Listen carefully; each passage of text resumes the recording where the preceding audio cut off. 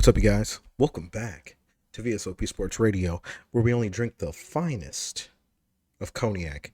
I'm your host, Ryan, and today I'm asking the question: does Steve Kerr think Tyrese Haliburton is cheeks, buns, trash, ass, if you will? But before we get into that, if you guys can do me a huge favor and hit that like and subscribe button, because my philosophy is if you enjoy the vibe, why not like and subscribe? Now, let's get into it.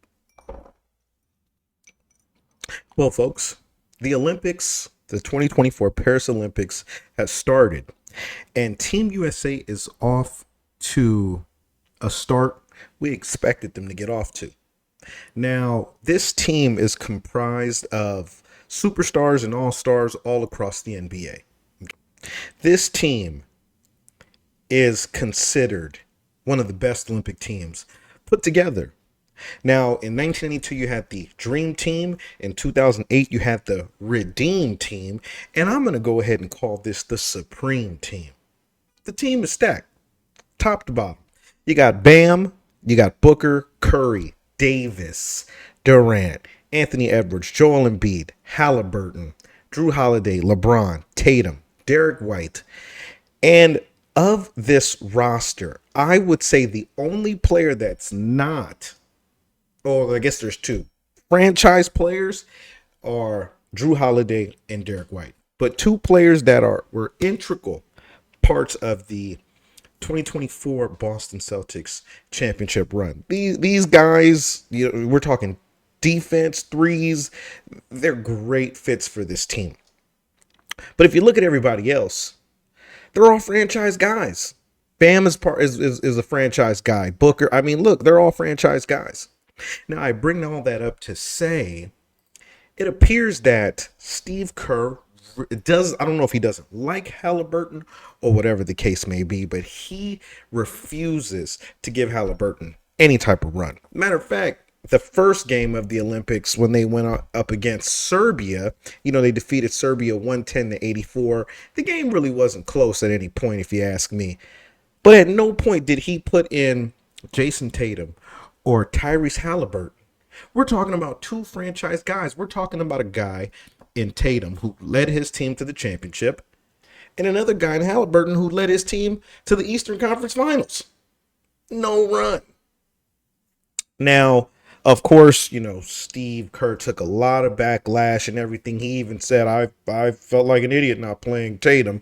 That's all fine and dandy. But I want to talk about Haliburton. Let's look at the box score for Serbia. Everybody, if you take a look, Devin Booker, 26 minutes, LeBron, 26 minutes. It's well balanced. But you take away 6 minutes from Booker, you take away another 6 minutes from LeBron. You mean to tell me you can't find any minutes for Tatum and Haliburton on a game that really wasn't even close like that? You can shave more in other places too. 3 off a Holiday. I don't give a damn. There's no reason why they didn't play him. As a matter of fact, if you take a look at what Draymond had to say about his own coach, let's take a look. However, you don't not play Jason Tatum. That man just won NBA championship, cover of NBA 2K, cover of Sports Illustrated saying cheers. Just signed the biggest contract in NBA history. Oh, and by the way, your reward is sit down and don't play in the first Olympic game. You heard him. No excuse. You reward a guy in Tatum for having a great season, off season and everything. You bring him out to Paris just to sit him down. I know for a fact he was like, man, I didn't fly across the world for this crap. But again, the focus of this video was Haliburton, because obviously after that, Tatum's been getting some run. But let's just look at Haliburton. We're gonna breeze through this.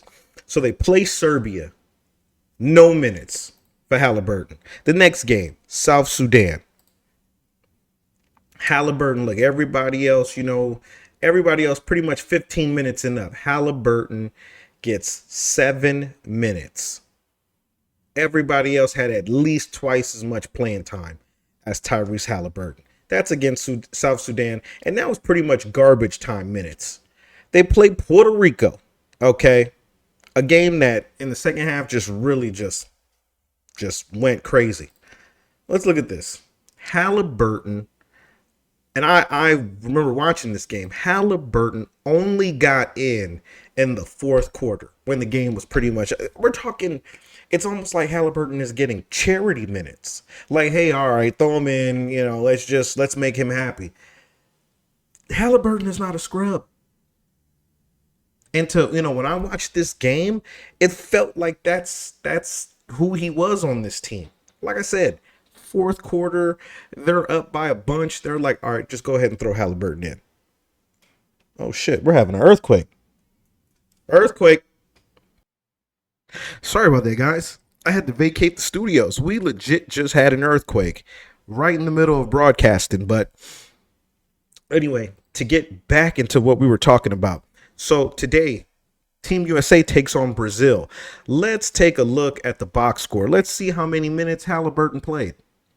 Okay, we're going to go with the US. Haliburton. 8 minutes compared to everybody else. Everybody else has everybody is playing at least double Tyrese Haliburton. I don't like the fact that Haliburton is being treated like he's garbage. And Dwayne Wade mentioned something before, like, oh, with the 2008 team, he's like, there's so much talent. Michael Redd was not a franchise player as far as I'm concerned. So I can understand why he didn't get much run. Tayshaun Prince and, certain guys.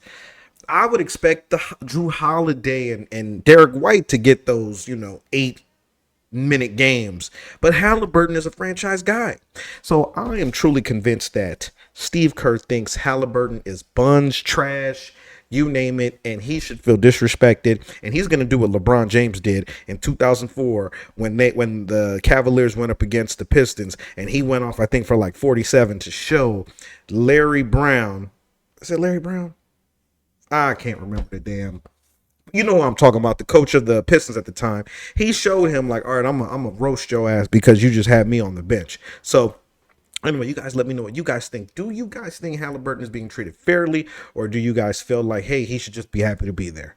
I'm curious to know your thoughts, and I'll see you guys next time here at V.S.O.P Sports Radio. Hopefully there's not another follow-up earthquake or a damn aftershock. And I'll see you guys next time. Peace.